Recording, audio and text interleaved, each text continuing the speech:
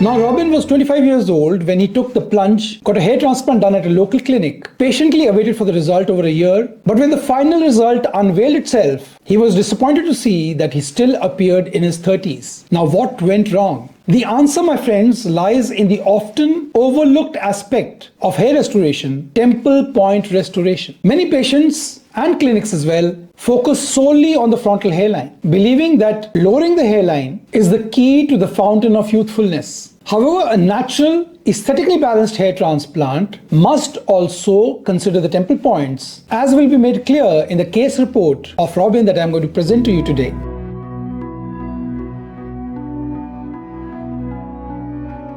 Temple points, after all, aesthetically frame the face and provide a third dimension to the restoration. Neglecting the temples can leave the patient with a strikingly defined but oddly disconnected hairline, making the transplant look incomplete. A part of the jigsaw puzzle remains missing. Now see Robin's transformation after his temple point restoration, after strengthening his hairline with me in March last year. And then we discuss what getting a temple point restoration means, and why, if you neglect temple point restoration, you will neglect it at your own peril.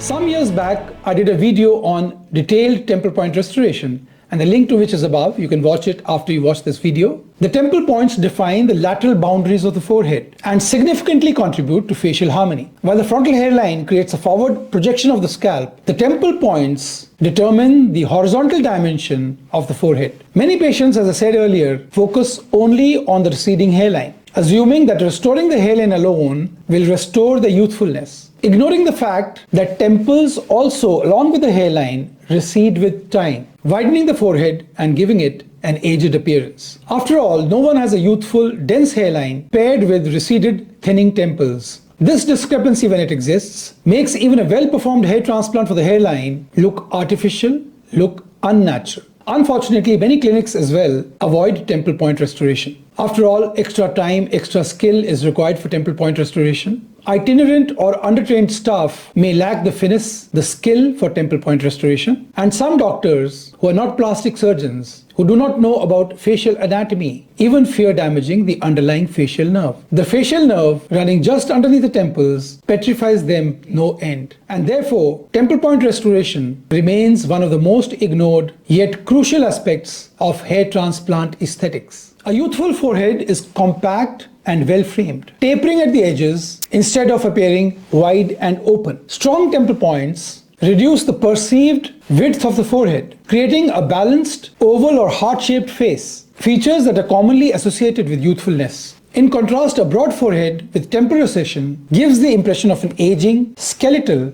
or overly masculine look. Temple point restoration is not just a cosmetic enhancement, but a fundamental element of a truly youthful and natural hair transplant. While temple point restoration enhances the final result, it must be performed carefully. Due diligence, due wisdom has to be utilized while planning temple point restoration. And several factors determine whether a patient is a good candidate for temple point restoration. The temple area naturally contains finer and softer hair as compared to the hairline and elsewhere. If thick grafts are used here, or if too many grafts are used to create a very high density, the result is bound to look artificial, it's bound to look harsh. For a natural temple point restoration, single hair grafts must be angled acutely and spaced in a way that allows blending into the patient's existing hair. The goal, after all, is to create a gradient effect where the hair appears to thin out gradually as it moves towards the leading edge. The transition should be smooth, the transition should appear natural. Also, hair transplant should be planned with long-term considerations in mind. Donor hair, after all, is a finite resource. It's not endless. And overutilizing grafts for temple point restoration could deplete reserves needed for future procedures. Baldness is progressive after all. Therefore, a careful balance should be struck, ensuring that enough donor hair remains for potential future hair loss due to progression of baldness. Hair loss is a progressive condition,